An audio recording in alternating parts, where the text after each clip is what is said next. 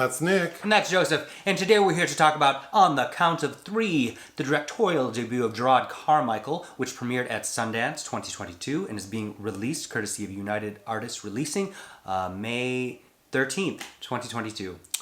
This was an interesting film. The basic story, there are two friends, Kevin and Val. Kevin is played by Christopher Abbott, who I know from Black Bear and Possessor. Yes. We both reviewed those, but in a ton of things. And then Jerrod Carmichael, who we know from his TV show. He has like a pretty popular stand-up special on HBO, which I would recommend. Yeah, I like that a lot. Okay, so Val and Kevin. Basically, we're catching them on a day where they have both decided to commit suicide, but not after, like murder-suicide, because they're going to shoot each other, but not after they sort of spend the day doing, like, tying up some loose ends. But it starts with Kevin is in like a psychiatric facility. He suffers from severe mental health issues relating back to when he was a child. And Jerrod, Val, he works like at a feed store. Feed and Seed. And Inc. it seems like he hates his job. We see him getting like a promotion from his boss. And that sends him over the edge. And that sends him over the edge. Like he actually tries to hang himself in the bathroom at work. He's unsuccessful. He goes to the psychiatric facility, breaks out his friend, takes him to like a strip club because he says the strip club at 10:30 is not going to have a lot of traffic. And says, let's kill each other. So the opening scene of the film is the two of them holding a gun at each other. They count to three. The screen goes black and you hear a gunshot. And it says earlier that morning. And this is earlier that morning. But that gunshot, one of them did shoot but got scared, so they didn't kill each other.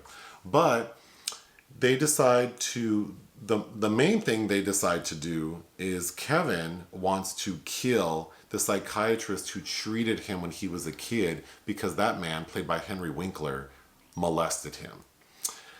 And Val finds out that his girlfriend, played by Tiffany Haddish, is pregnant. And he proposed to her. She said no. So he's like, he wants to give her some money before he dies. So they go and do that. Well, his dad owes him money. He sees his dad for the last time to get some money. Played by J.B. Smoove. He, after meeting with his girlfriend, he decides he doesn't want to die because he wants to raise his child. But Kevin wants to die. And at this point, they're on the run from the police because they've killed the psychiatrist. But Val ends up killing the psychiatrist sort of not unintentionally, but it wasn't the plan for him to do it. It was the plan for Kevin to do it. So now, at the end of the film, they're like being chased by the police. They're at a dead end. They're cornered. And Kevin tells Val, tell the police that I did it and you'll get less time. And then Kevin kills himself. So the final scene is Val in prison, and several years have passed because his daughter is like maybe 4 or 5, and he's there with Tiffany Haddish, like just having a gay old time in the prison visiting center. The end. All right. And you didn't mention Lavell Crawford. Lavell Crawford has a small role where they're talking about like, they did have one job because they all grew up in this little town and they're still in this town. So they talk about how they had one job they really liked, which was working for Lavell Crawford. So they go visit him to say hi and ride dirt bikes. And then in the very end, when they're running from the police, they go to Lavell to steal some motorcycles to get away. Yeah. But yeah. Okay. Okay, so it was written by Katcher of The Carmichael Show, and Ryan Welch is a writer on SNL. And I find it funny that there's a moment where Christopher Abbott is listening to this Papa Roach song, and Val says, you can't listen to a song about suicide when you're going to kill yourself. It's too on the nose. But then a lot of the writing and the one-liners feel very much of the flourish that they're calling out. So I thought the story is very provocative. There's a lot of tension. I think the performances... I thought Kevin, the actor playing Kevin... Christopher Abbott. Did a great job. Yeah, he's really good. Yeah. I don't think that Jerrod Carmichael, his acting matched Kevin's. It seemed weaker, which I found distracting. But he was given... I feel like he was given less to do, and the things that he the things that he's mired in are a little more felt more stereotypical, and I think what I was left wanting is if that, because the film is only like 86 minutes, if we kind of had an extra 10 to 15 minutes to spend with them as friends, and I don't mean in flashbacks as children, but just like these two grown depressed men as friends. Like I wanted to see more of their dynamic, and I think that would have allowed Jerrod's character to have to not seem so thin, if you will. But to me, his performance didn't bother me. I don't think it's bad. I just don't think it matched Kevin's. I really like Lavell Crawford's comedy stand-up. But, he gives the same in everything. Sure. Like every movie I see him in, he's the same. So I felt like that casting choice was odd. Henry Winkler is fine in, like, on the day when he's killed. But they make the mistake of doing flashbacks. And they put that man in a terrible wig. They don't even try to DH him. Well, I don't think they had the budget to DH him. I mean, it was ridiculous. Which is why it should have just been his voice, and he should have been shot. He should have been off camera. Exactly. So I think that was a big misstep. I think that Tiffany Haddish is okay, but here's my biggest problem, and you already kind of mentioned it. The subject matter and the predicaments these two characters are getting themselves into are inherently dark, which lends itself to uncomfortable humor.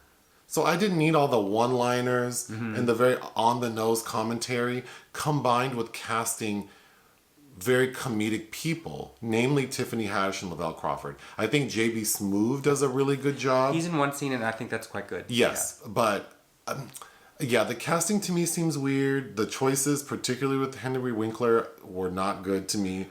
And then, the writing... It really felt like a really strong dramatic piece that then they gave to two comedy writers and said, punch it up. Sure. But those were so distracting. But there's a lot of emotional resonance here. There's shades of, it's in that same kind of genre of something like Michael Douglas and Falling Down, this kind of bleak desperation that's so dark you kind of have to laugh. And of course, in the end, when they're on the dirt bikes running away, it's very Thelma and Louise to me.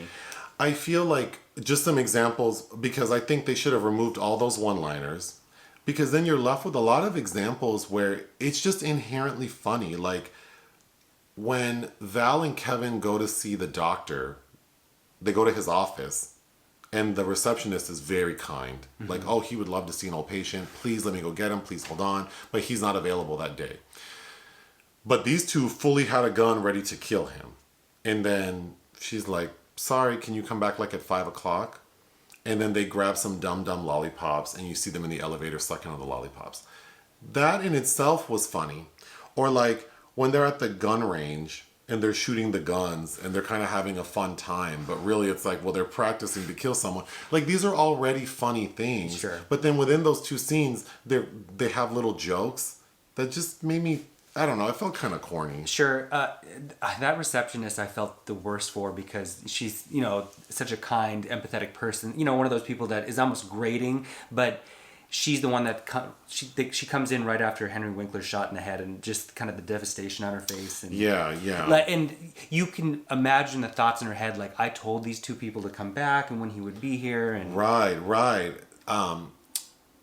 Kevin is driving. He asks when Val goes to visit his girlfriend and give her the money, Kevin's like, give me the keys, I want to go do something. And what Kevin wants to do is, they're eating breakfast somewhere and an old classmate bumps into him and reminds him like, oh, we used to pick on you. So clearly he was a bully. So Kevin wants to go kill him. But when he gets to the park where the guy is, he sees him with his kid and has second thoughts and doesn't do it. But on the drive there, he's listening to that Papa Roach song. And that gave me so much anxiety. And I thought like that in itself was very effective. It did, because it reminded me of people that I grew up with, where I'm from. But I think what's so great about that scenario too is it's so obvious this person, it doesn't even register the effect that they had on you and the importance, I think, of letting those things go. Because these other people have gone on with their lives, and I don't know, what are you going to do?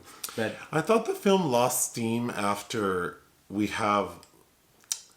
because they're doing these things and they don't amount to anything. Like he doesn't end up shooting the guy. He's not able to kill the doctor.